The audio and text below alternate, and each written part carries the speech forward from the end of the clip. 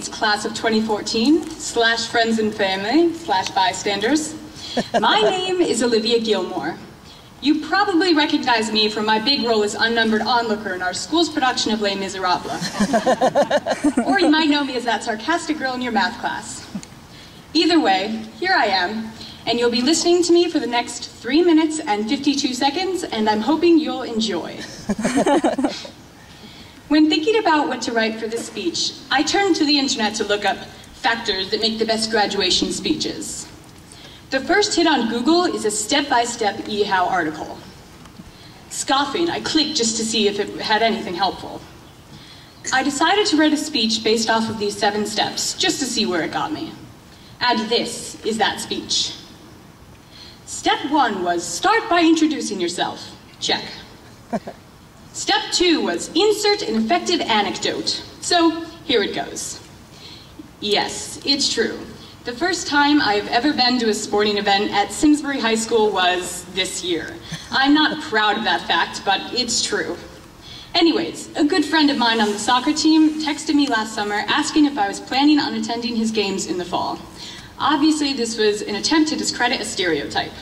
More on stereotypes later. I knew that for my senior year, I wanted to branch out a bit and try some new things.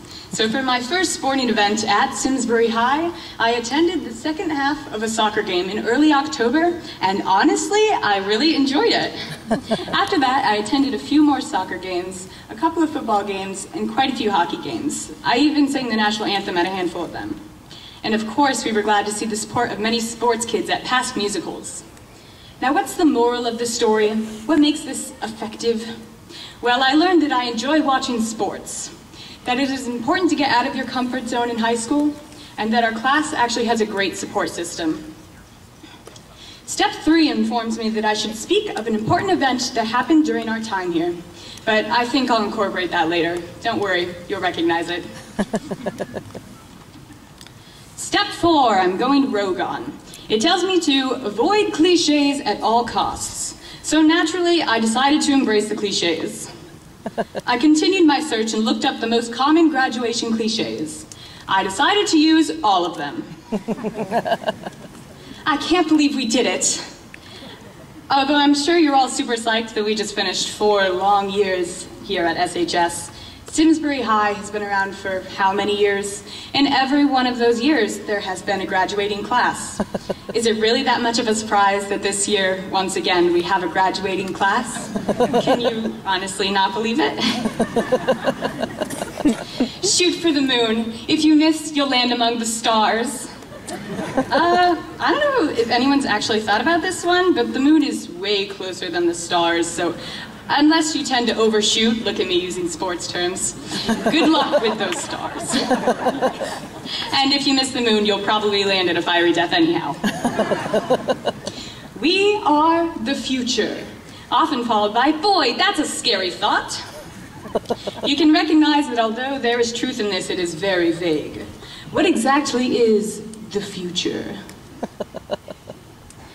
We honestly have quite a few very bright and talented students in the class of 2014. Let's be honest, any class that can start a flash mob riot walkout big enough to make the national news has got to have some great natural-born leaders.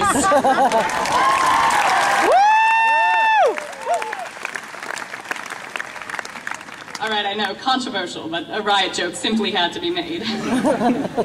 And that takes care of step 5, which states, call to mind shared memories.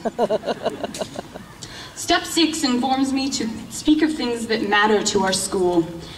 While mulling this over, some things I considered saying include vineyard vines, high standardized test scores, colored pants, the cafeteria's tater tots, Brookside, the list goes on and on. However, considering it seriously, I realize there are a few key values at the heart of every SHS student. Levels of stress comparable to college students, a dedication to proving ourselves, the desire to succeed, and sheer talent.